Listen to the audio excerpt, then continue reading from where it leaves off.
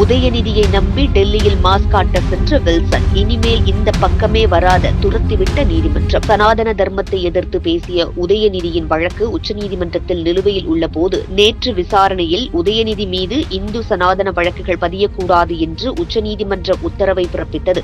இதனை கொண்டாடி வரும் திமுகவினர் இடையே திமுக எம்பியும் வழக்கறிஞருமான வில்சன் வாதாடும் போது காரசார விவாதம் நடைபெற்றது. இது குறித்த தகவல் வெளியாகி திமுகவினர் இடையே அதிருப்தியை ஏற்படுத்தியிருக்கிறது. தமிழக துணை முதல்வராக உதயநிதி ஸ்டாலின் சனாதன தர்மம் குறித்து பேசியது சர்ச்சையை கிளப்பியது.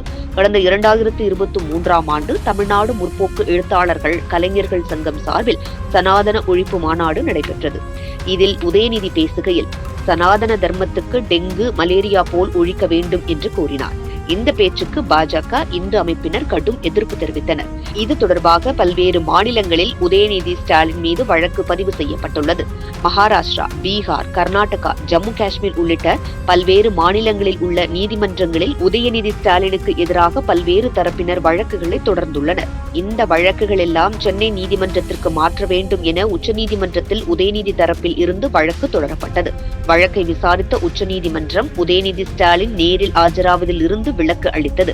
அதன் பிறகு நேற்று மீண்டும் வழக்கு விசாரணைக்கு வந்தது. உச்சநீதிமன்ற தலைமை நீதிபதி சஞ்சீவ் கண்ணா, நீதிபதி சஞ்சய் குமார் அமர்வில் விசாரணை நடத்தினர். அப்போது உதயநிதி ஸ்டாலின் மீது மேற்கொண்டு புதிய வழக்கு பதிவு செய்யக்கூடாது, தொடர்ந்து புகார்களை பதிவு செய்து கொண்டே போக முடியாது என கூறி உதயநிதி ஸ்டாலின் மீது நடவடிக்கை எடுக்க விதிக்கப்பட்டிருக்கும் இடைக்கால தடை தொடரும் என கூறிய உச்சநீதிமன்றம் வழக்கு விசாரணையை ஒத்திவைத்தது. இந்த உத்தரவை திமுகவினர் கொண்டாடி வந்தனர். ஆனால் உதயநிதி தரப்பில் இருந்து திமுக எம்பியும் வழக்கறிஞருமான வில்சன் ஆஜரானார்.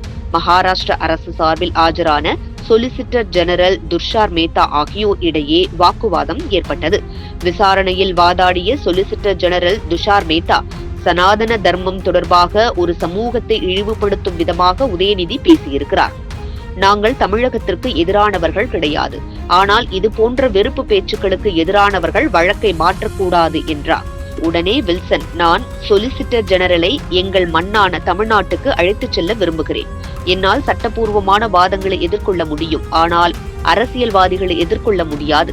சொலிசிட்டர் ஜெனரல் அரசியல் சார்ந்த கருத்துக்களை நீதிமன்றங்களில் முன்வைக்கிறார் என்றார். இதற்கு பதிலாக சொலிசிட்டர் ஜெனரல் துஷார் மேத்தா, இந்த வார்த்தைகள் உங்கள் மண்ணில் சொல்லப்பட்டன. நான் பத்திரிகையாளர் சந்திப்புகளில் பேச முடியாது. நான் இந்த நீதிமன்றத்தை மட்டுமே பேசுகிறேன். இதனால் வில்சன் பதில் சொல்ல முடியாமல் நின்று கொண்டு வாயை மூடியிருக்கிறார். இந்த தகவல் ஊடகத்தில் வெளிவர திமுகவினர் எங்கு போனாலும் அசிங்கப்படுவதையே வேலையாக வைத்துள்ளனர் என நெட்டிசன்கள் கிண்டல் செய்து வருகின்றனர். இதுபோன்று முக்கிய நிகழ்வுகள், அரசியல் தகவல்களை ஆழமாகவும் மாறுபட்ட கோணத்திலும் அறிந்து கொள்ள மறக்காமல் உங்கள் IND தமிழ் 24x7 பக்கத்தை பின்பற்றிக் கொள்ளவும். உங்கள் ஒவ்வொரு ஆதரவும் இதுபோன்று பல நிகழ்வுகளின் பின்னணியை அறிய உதவும்.